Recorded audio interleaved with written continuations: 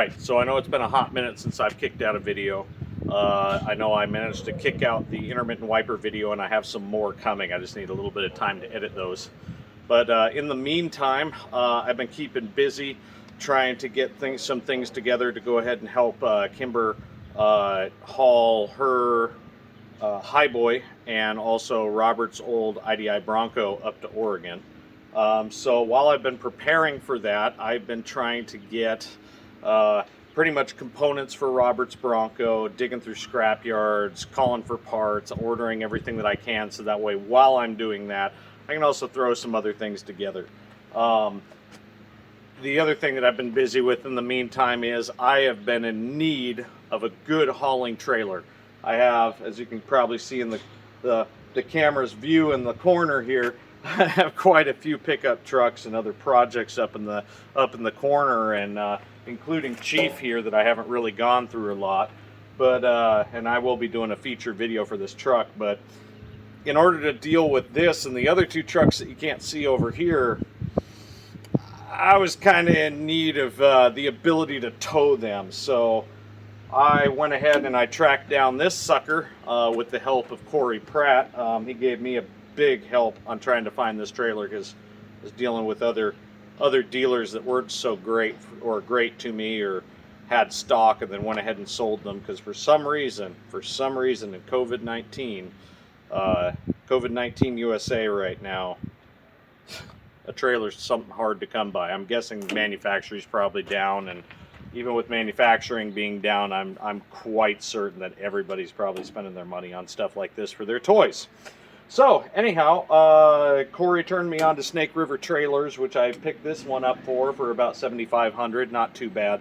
Got the spare tire with it and a few other things. It is lacking in a few other things, but there's a couple of nice D-rings for the stake pockets and everything. I will be doing some modification on this, but I figured I'd go ahead and feature this trailer out for you. So I got a 8.5 foot by 20 foot dovetail rear trailer, flatbed, 14,000 pound rated, way over anything that I'm ever going to need. Being 14K, she is a little heavy for me, but she's rollover fender, so I couldn't beat that. This came in at about $1,300 more than what I was looking at a 10K trailer with, I think that was through Interstate, if I recall correctly. Again, this is a Snake River trailer. They make I think they make all of their trailers in-house. The one thing that really sold me on this is they do 1/4 inch steel or above. So anything that you're seeing here, 1/4 inch steel. Anything that you're seeing down here on the fender, 1/4 inch steel. This here, ooh, quite a bit heftier than 1/4 inch steel. I've never seen rails this heavy. I could strap anything that I'd ever need over my capacity that I'm even able to tow, because my F350 back here and my other two rigs over here are only limited to 10K plus the trailer weight. So she comes in a little hefty. I mean, she definitely needs to go on a diet, but I came out with a really nice trailer in the end. Also my 74, 79 F-150 here. I'll get more into why that's both in a while when I do my feature video here.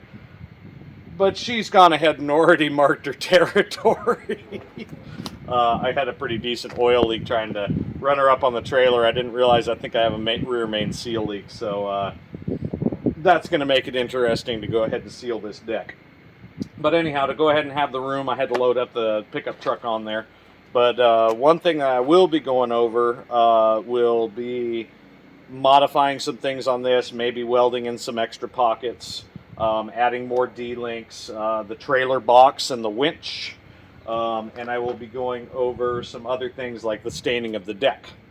As you can see here, I have everything set up. I got acetone for cleaning and some other tape over here. Well, all this is going to be to throw on some grip tape, because the way that I see it, I'm going to be using this in winter to go ahead and haul this truck around, so that way I can go snow wheeling and everything else. I don't want to walk up on fenders. I don't want to walk up on the deck or anything and slip flat on my rear end. So I think today's video is going to be going over how to add grip tape, or I guess skateboard tape in some ways, to your flatbed trailer if you have a rollover fender. So If you're interested in this truck, again, I will be going over that later, but let's go ahead and get to the grip tape. Just to kind of go over and showcase everything real fast. Again, 14,000 pound trailer, 8.5 by 20 dovetail. I have the spare off right now because I had to go ahead and back this up with my front hitch because I only have a 1-lane road in front of my house. So to do that, I had to go ahead and do the front hitch to run almost like a forklift. As you can see, the trailer may or may not have come with dog. Can't tell. Cabela, say hi to everybody. That's my main baby. She's my oldest, and she's actually the mother of all my pups, so, but she's a sweetheart. We'll do a feature video on her later. But say hi to YouTube, honey. You're such a good girl. She just hangs out. Old healer border collie. Anyhow, 14,000 pound rated. Really good flat deck trailer. Really solid wood into this thing. I mean, this stuff is thick, but it does need a coating. And so this is all the grip tape setup that I have here. What I have is these are all metal deck and everything, and they did a pretty good job of putting some square tube in there. Actually, I take that back. I think this is C channel. Yeah, this is all 1/4 inch C channel. But anyhow, they don't have very much grip on here. They got high gloss paint. So I've gone ahead and I've started cutting some of this out now. But I will go through on how I cut this out and kind of make this look a little nicer with just some rolled on grip tape. She's a really nice little rig. Nice little pop outs on her. Ramp storage is nice. They did fairly well. So anyhow, let's go ahead and get back to the grip tape. Okay, so let's go ahead and go over everything that you're going to need to add grip tape to your trailer's deck. So I know this isn't going to apply for everybody because not everybody has this big metal strip. A lot of trailers are actually ending about here. This is kind of like an add-on piece. But if you do have one and you need grip tape on it, you're going to have to get that sucker clean, right? So you can't be doing this and sticking it on all this dirt, scratched up junk. So all that dirt's going to cause problems. Not going to get good adhesion with that. So the first thing you're going to have to do is, after cutting all this tape off, you're going to have to clean this off with acetone. MEK will work too, but a lot of trailer paints will get damaged by methyl ethyl ketone. So I usually tend to use just basic acetone. I go very light on it, and I usually use a microfiber rag just because it kind of picks up all of the dirt. For the cutting of the tape itself, you're only going to need like a little T-square, or if you have like an angular square for cutting metal, that works really well. I just could not find mine. A pair of scissors helps. X-Acto blade you can get away with, but you kind of want to cut that on some cardboard or something to that effect. And then the other thing that I kind of like to do is I like to kind of add some curves onto everything. Now I do have like a little circle kind of trace out system. I don't know what you call it. I guess a stencil. But in this case, I could not find my stencil because I think I left it at work. So in this case, I have an old Ruger BX-15 magazine, kind of little insert from their blister pack. And I'm going to use this to go ahead and make this nice radius on the end, because I don't like just kind of keeping a corner on there, and having this nice little curved radius on the end of your tape is going to keep you from peeling this up on accident while you are kind of walking on it or dragging stuff across it. It kind of keeps it from having a nice sharp corner to kind of flip up, you know. This grip tape that I purchased, I was going to go ahead and go to like McMaster Carr or someone to go ahead and do this grip tape. But in my search for 6-inch grip tape, I actually saw that it was cheaper to purchase through Ace Fox through Amazon. So I just said the hell with it, and I kind of went with it. You know, made in China tape, but I mean, what isn't anymore? I think the 3M tape's probably made in China as well. So I grabbed these. These are a, I think 30 foot, if I recall correctly. I don't recall if they're 30 foot or not. But, oh no, there we go. Yeah, 30 foot. So I have a 6-inch wide by 30 foot. You can do like multiple strips on here if you really want to, or you don't have tape available in your area, or don't want to go ahead and spend a bunch of time trying to wait on it to get shipped to your house. In this case, this only took about 2 days to get to me, so I couldn't beat it. It was fairly cheap. I don't remember the exact cost, but I think I only paid like $11 or $15 per box and just bought 2 boxes of it. So, yeah, not too shabby. Did fairly well overall. I think I spent about So you know what? I think with having it shipped out, because I had it with Prime, but I don't think it covered under Prime. I think this came out to about $40 for the two of them. So I take that back. It may have been about 20 bucks. So anyhow, we will go ahead and go over my process for cutting and sizing all of this, and we're going to go ahead and do that further on down the trailer. Hi, Cabela. You're such a good girl. Oh, I've got a good puppy. Yes, I do. You're such a good girl.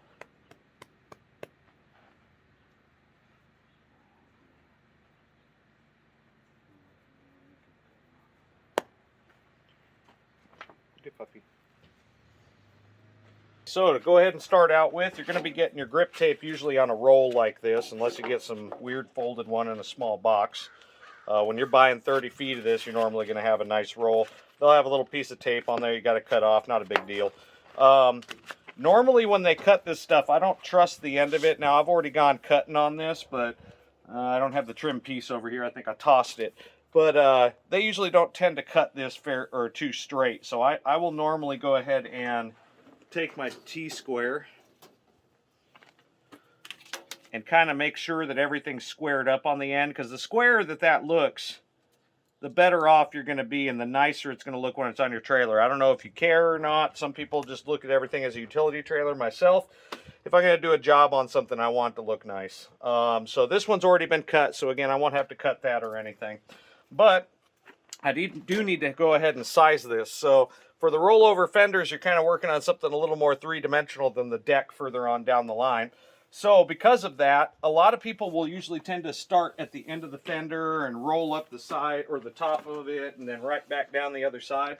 Well, when you're doing that, especially on a rollover fender, you're running into that risk of having a nice little air pocket right here on the corner, or kind of having some place for your tires to scrub up your tape. Albeit there's no weld mark on here, because they kind of used one piece of metal and then did their weld here, which is good. But I go ahead and I make this separate pieces. This also makes it easier in case I go ahead and cut the tape off or it starts falling off of something. I only have to replace a small strip, and actually I can use that as the I can go ahead and use that as my template for the new one. But anyhow, so what I'll do is I'll go ahead and I'll start here and kind of just get an idea of where I'm going to sit this and square it up a little bit. Obviously you don't want to cover any warning decals or anything unless that's your cup of tea. And I'll just go ahead and kind of roll it out. Now what I want to do is I want to like leave about a 1/16 to an 1/8 of an inch of an edge right here to leave that open. So I'm not really too worried about walking on that. I'll have coverage with my foot on there, and that'll protect the paint well enough. So now that I kind of know where I want this, I kind of got it squared up, I can go ahead and mark it. And I can kind of just eyeball that split for that 1/8 to a 1/16 of an inch or so. Obviously I'm trying to square this up to the tape and not to the fender, because it's not exactly sitting straight on the fender at the moment. So I'll run my pencil up and down where I want to cut it, and I'll be ready to cut it right there. The next thing that I'll go ahead and do is I'll take these corners here, and while I'm already on a flat surface and ready to go, I'll kind of line up this little template, or if you had a stencil you could do with a little circle stencil like I'd normally use at work, but unfortunately I left that in my locker. And I'll go ahead and kind of mark out this little radius right here.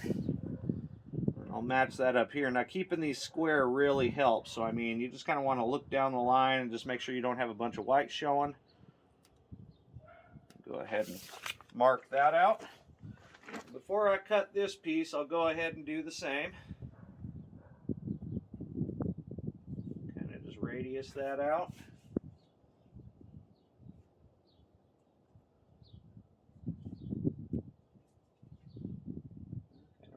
That on out.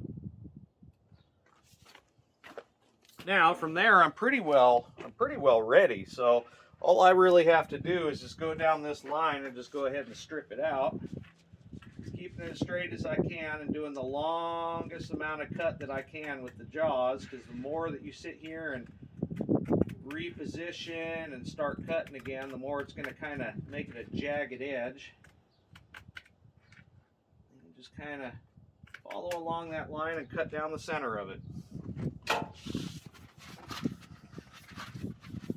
Alright, now that that's done, I now have my centerpiece. So what I'll wind up doing is, so that way I don't confuse what this is, we'll do fender top.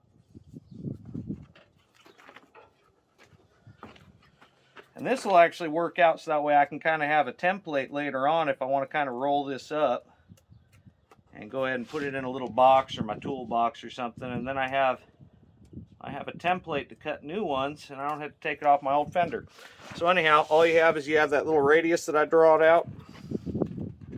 All you gotta do is just kind of follow that with your scissors. You can do this with the X-Acto blade too if you want to be really precise, but a scissor will do just fine. This is going to be black on black, so you're not going to really be able to see any of the jaggedness from a pair of scissors. That'll go ahead and give you these nice little radiuses. You can kind of clean them up a little bit if you see fit. Me, I don't think anybody's going to be looking at it that deep, so we'll just keep that our little secret, huh? Go ahead and flip this around. Go ahead and do the same on this side.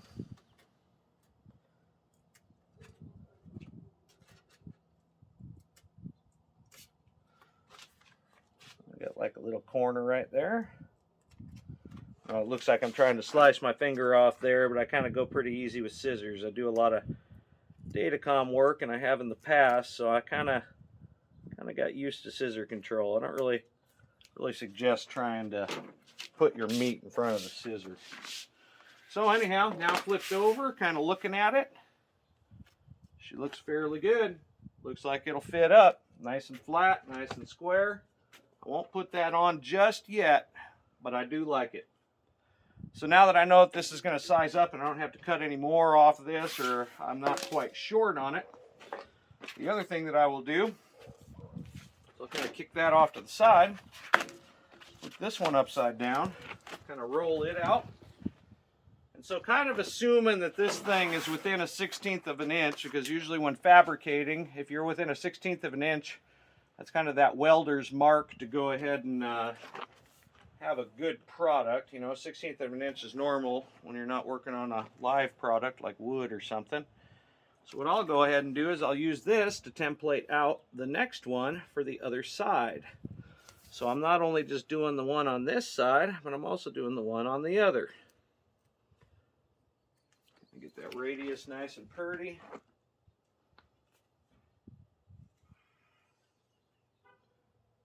Kind of draw out that little corner. Now I have my template to cut another. So not only do I have that fender top, you could write a 2 on there if you really feel like it. Myself, I don't really see the need. We'll go ahead and cut this as straight as we can. Really, the big thing is just keeping this stuff square is what really keeps your eye from noticing this junk. And again, you don't have to necessarily cut off this corner like what I'm doing with the roundness, but if you really care about it, or you really want to make it look like that this was supposed to be on there, you can go ahead and do it. Just a few seconds of work. We'll do a lot.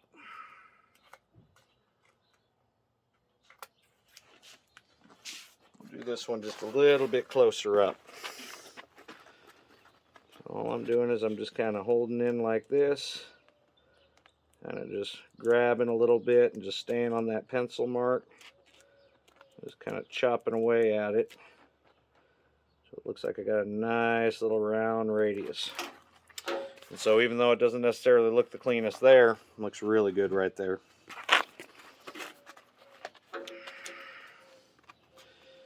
This one I didn't quite mark perfect, so I'm going to kind of freehand this one.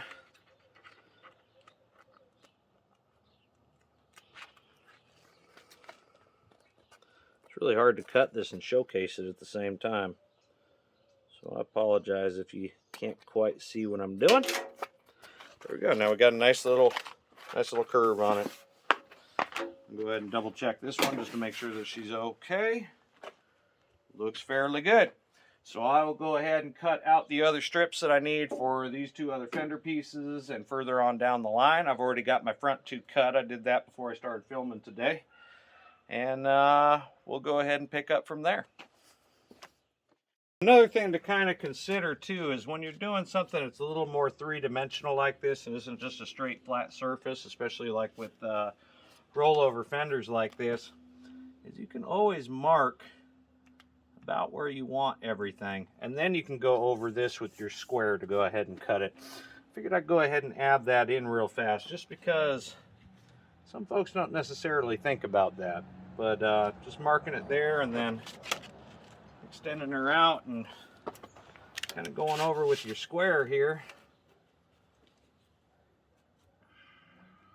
Kind of catch that edge and find out where your pencil lead's going to lay, and you'll be good to go.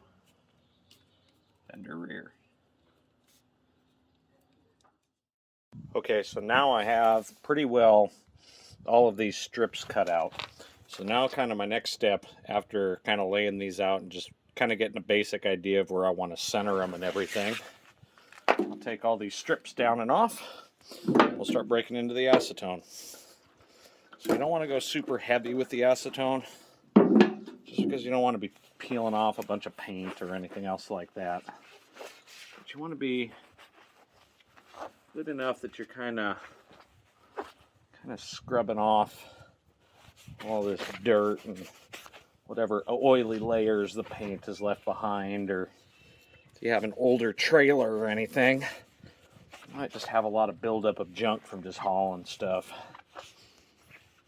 So that should be fairly good. You shouldn't see a lot of paint or anything on the rag. So now that I know that that's fairly clean, I want to have everything kind of like centered up ahead of it. So kind of get an idea of where you want to put it. You can kind of square it up, and what I'm looking at is I'm just kind of looking at where I'm at the edge here, and just how square it looks by eye. That's about the most important part of this. You just want it to look straight, not necessarily be 100% straight. Okay, so I think I'm going to start peeling this on the opposite edge. So that looks fairly straight to me. So what I'm going to start doing is peeling this this little paper up, exposing some of the adhesive. And my goal here is just to expose enough of the adhesive to get this end right here. Well, this is usually best with clean hands, because as you can see, even with a clean hand, you're going to have some fingerprints kind of transfer. And so folding this underneath like that, it's going to make it so I can stand up and I can just go ahead and double check and triple check everywhere that I want everything gapped at before actually applying it and committing. So it looks like right there is going to be my ticket. So I'm going to start right here. I get that squared up, and I can go ahead and roll everything back. And to get everything out for the air between the adhesive and my tape, I'm just kind of rolling this on, allowing it to kind of peel this paper back all on its own. And what this is going to do is it's going to help me push all that air out so I don't wind up with a bunch of air pockets here. About the same as if you were to apply a nice racing sticker. Just kind of want to let it walk and do its thing.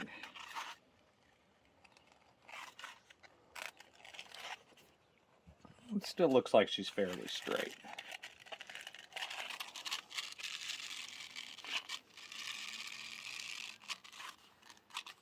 Alright, so far so good, about halfway done. I don't have any air in there.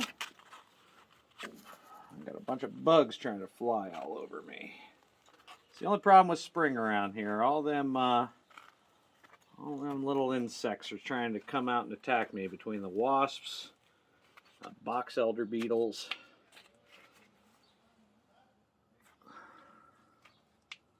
Got a little bit of a catch there, but no air. This will be the end, so at this point I'm going to want to kind of grab the paper, kind of do this number, roll it in and push it on, make sure everything's good, and there you have it. Now just to repeat that a few more times and get this stripped on down the trailer.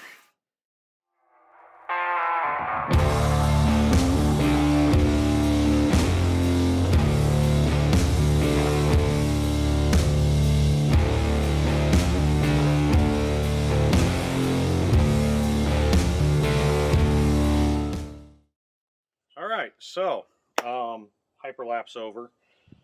Got all of the both sides on for all of the grip tape. So far, I'm extremely happy with it. Walking around on it, it actually gives me a little bit more footing. So I'd imagine with a bunch of water on here, or snow, or ice, or God knows what else, this should do fairly well. I don't know if you may have noticed in the hyperlapse too, but when I put this on, I kind of had to change it up a little bit for the longer strips. It kind of seems like the tape that I got for this might have just kind of been a little wobbly in their cut. So I think if I were to do this again, I think I'd do this with 6-inch 3M tape. Really, that's just kind of the perfectionist in me coming out, because I kind of like the straight lines. It's not perfectly straight down on it, and I did have some problems on the other side that I didn't film. So I'll have to cut a new strip for it because it came out a little crooked. But I think overall I'm fairly happy. I mean, for what I spent, about $40, that's a big upgrade for me. I mean, I don't slip, I don't fall, I don't hit my head on something. So that, and it also kind of protects this thing a little bit more from scratches and all that. I don't have to be sitting there doing a bunch of touch-up paint. So overall, fairly happy. I'll have this video, or not this video, I'm sorry. I should have this trailer in future videos, especially when I go down to go haul Robert's Bronco. So I might go over and say how much I kind of like or dislike towing it. I've done some towing around town, but I haven't done anything long trips. So we'll see how 5 or 6 hours of towing or more will perhaps change my opinion. But anyhow, thank you for watching. Be ready. I'm gonna have Cabela's knocking over my camera. Anyhow, I'll have an update video on that intermittent wiper system here fairly soon. I also have another surprise for the hydraulic clutches on both of these IDI swaps, both my 76 Ford F-250 and Robert's Bronco. So again, thank you for watching. Like, subscribe. If you like stuff like this, let me know. If you don't like little tech tidbits like this, also let me know in the comments section. Thank you.